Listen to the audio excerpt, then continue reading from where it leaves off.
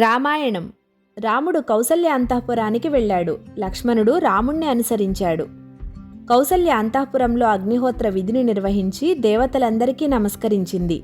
తెల్లని పట్టువస్త్రం కట్టుకున్న కౌసల్య అగ్నిహోత్రం పక్కన నుంచుంటే అగ్నిలా కనబడుతుంది. రాముణ్ణి చూసి, రామా రా, నీకోసమే ఎదురు చూస్తూ ఉన్నాను. ఈరోజు నీకు యువరాజ పట్టాభిషేకం. ఈరోజు కోసమే నేను ఎంతగానో ఎదురు చూస్తున్నాను రామా, ఇలా వచ్చి కూర్చో అంటూ పట్టుపరుపులు చూయించి, నాయనా ఇది తిను అని ఒక రుచికరమైన ఆహార పదార్థం రాముని నోటికి ప్రేమగా అందించింది. ఎంతో సంతోషంగా ఉన్న కౌసల్యను చూసి రాముడు, అమ్మా నన్ను క్షమించు, కొడుకు అనేవాడు తల్లిదండ్రులకు సంతోషం మాత్రమే ఇవ్వాలి. కానీ నేను అలాంటి కొడుకును కాదేమో అమ్మా. ఈ పట్టుపరుపుల మీద కూర్చోవడం, ఇలాంటి రుచికరమైన ఆహార పదార్థాలు నీ చేతితో తినడం, వీటన్నింటికీ నేను అర్హుణ్ణి కాదేమో అంటూ విషయం చెప్తాడు. అమ్మా నేను అరణ్యాలకు వెళ్ళాలి, ఇది నా పితృ ఆజ్ఞ అని. అది విని కౌసల్య ఉన్న చోటనే కుప్పకూలిపోతుంది. నాయనా రామ, ఇలాంటి విషయం వినడానికా నేను ఇంకా బ్రతికి ఉంది? ఇంత భయంకరమైన విషయం విన్న నా ప్రాణం పోలేదేంటి? రామా, నేను ఎలా ఇంకా బ్రతికే ఉన్నాను అంటూ బోరున ఏడుస్తుంది కౌసల్య.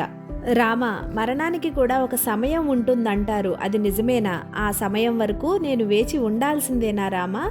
దానికంటే ముందే నా ప్రాణం పోయే అవకాశం లేదా అంటూ ఏడుస్తూ కింద పడిపోతుంది కౌసల్య.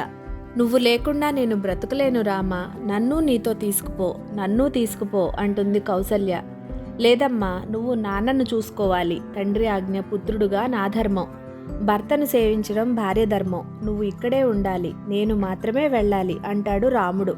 ఇదంతా పక్కనే ఉండి చూస్తున్న లక్ష్మణుడికి కోపం కట్టలు తెంచుకొస్తుంది. ఆవేశంతో కౌసల్యతో అంటున్నాడు, అమ్మా మన రాజు ముసలివాడు, పైగా భోగాసక్తితో కామాసక్తితో ఉన్నాడు. ఆవిడ మీద ఉండే మనసు వల్ల రాముణ్ణి అరణ్యానికి వెళ్ళమంటున్నాడు. రాముడెందుకమ్మా అరణ్యానికి వెళ్ళాలి? మెత్తని వాడినే కదా ఈ లోకం మొత్తుతుంది. ఎవ్వరూ ఎక్కడికి వెళ్లేదే లేదు. అమ్మా నువ్వు చెప్పు, అన్న ఏం తప్పు చేశాడని అరణ్యానికి వెళ్ళాలి? అన్నేమైనా అధర్మపరుడా, అసత్యవాదా? జనాలు ఆయన్ని మెచ్చట్లేదా? ఏం చేశాడని? ఆ రాజుకు మతి లేదు, దానికి అన్న బాధ్యుడు కాదు అంటూ కోపంతో ఆవేశంతో ఊగిపోతూ ఉంటాడు లక్ష్మణుడు. కోపం వస్తే మనిషి కాదు మాట్లాడేది, కోపమే మాట్లాడుతుందంటారు కదా, అలా. ఇంకా రాముడి వైపు చూసి, అన్నా నువ్వు అను, పోయేదే లేదు అరణ్యానికి. అన్నా నేను నీ పక్కనే ఉంటాను. ఎవరు ఈ యువరాజ పట్టాభిషేకం ఆపుతారో చూస్తా.